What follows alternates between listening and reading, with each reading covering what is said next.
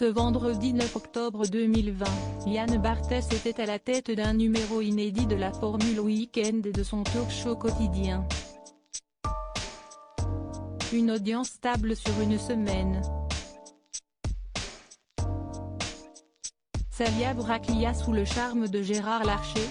Dans Quotidien Week-end, les rubriques sont différentes de la semaine.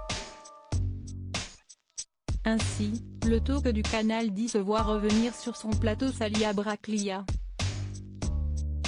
La journaliste, qui a rejoint la matinale de France Info, propose une rubrique intitulée 2022, c'est déjà demain.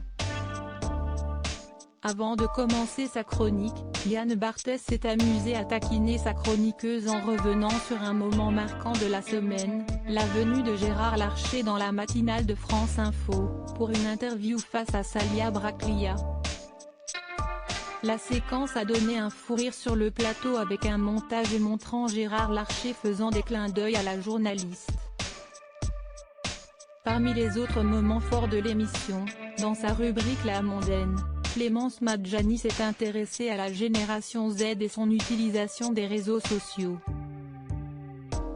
Quotidien se stabilise sur une semaine côté audience.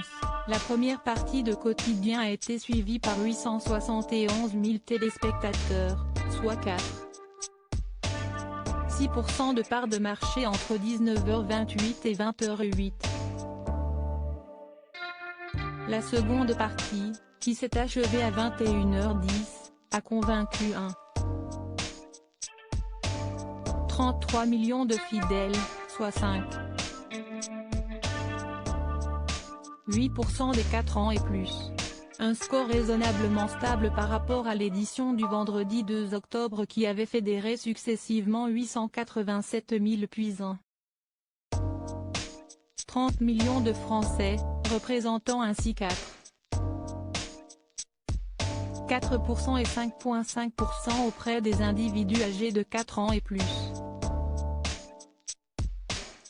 Avec cette performance, Quotidien Week-end pulvérise sa concurrente C8, qui proposait TPMP Week-end, la nouvelle émission de Valérie Benaïm.